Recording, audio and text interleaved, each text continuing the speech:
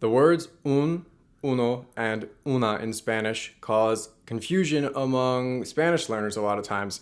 And so in the next couple of minutes, I'm going to explain the difference between these words, some common mistakes associated with them, and how to avoid those mistakes so you know exactly how to use these words and when to use them. First of all, I want to mention that when it comes to grammar in Spanish, I think you are generally best served by learning it kind of as you go and learning it from context, getting exposed to lots and lots of Spanish, and then building an intuition for what sounds right and what doesn't sound right over time.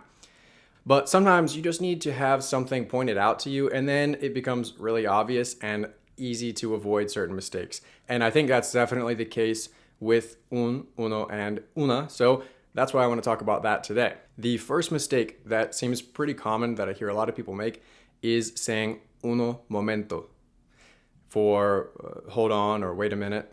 Uno momento. Uno momento is wrong. That is not an expression that doesn't exist in Spanish. What you can say instead is un momento, because whenever there is a masculine person, place, or thing after the word uno, the O gets chopped off and it becomes un momento. Same thing goes for any other masculine noun. So instead of uno libro, it's un libro. Instead of uno micrófono, it's un micrófono. In most cases, you'll just use uno for counting. So if you're at a party and you want to count how many people are there, you'll say uno, dos, tres, and so on. But if you are using uno to describe a person, place, or thing, you are going to say un if it's masculine or una if it's feminine. So un libro, una mesa, and so on. As a quick side note, un libro can be translated as either a book or one book. Spanish doesn't make a clear distinction between those two words like we do in English. But don't worry about it, really. The context that it's in is going to make it really clear to you which one the person means when they're saying it. The second mistake that's really common, especially in situations where you are ordering things, say in a restaurant, is the use of un before otro, as in una otra cerveza. Quiero una otra cerveza. In Spanish, instead of that, you say quiero otra cerveza. That's because otra means both other and another. So if you want to order something, you don't need un otro or una otra because otra already implies another.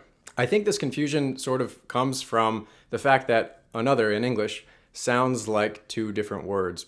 In reality, it's just one word, but 700 or 800 years ago, another was two different words. It was an, other, and over time it combined, and I think kind of in our minds, we still hear it like an other.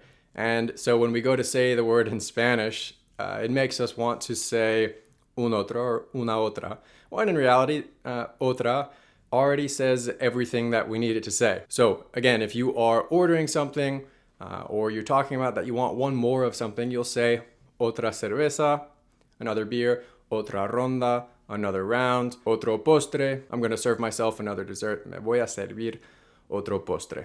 Now, are there ever cases where you're going to say uno or una to describe a noun? Yes, but not that often. Really, when you're going to use it is when you're talking about something that both you and the other speaker are already aware of, like you were already talking about it. So let's take an example. Say you are with a friend and you're waiting for the bus. It's been an hour and your friend says, ¿Dónde está el bus?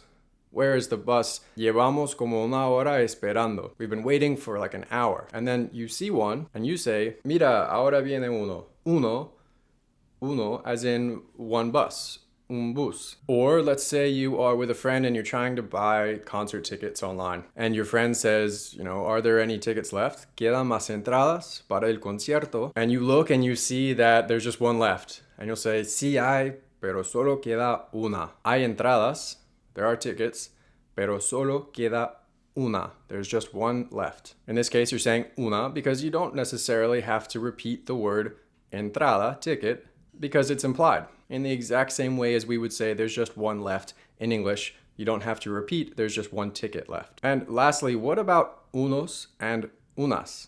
You may have heard these words before, and they are used basically the same as we say some or a few in English. For example, there are a few houses being built at the end of my street. Unas casas están siendo construidas al final de la calle donde vivo. In this case, unas casas describes a few houses or some houses. You can use the same unas or unos to describe any item that there are a few of.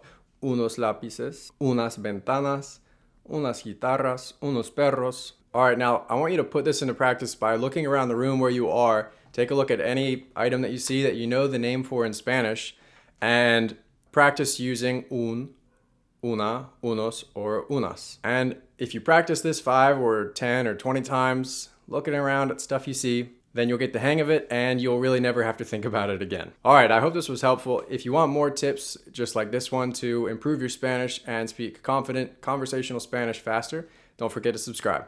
And thanks for watching.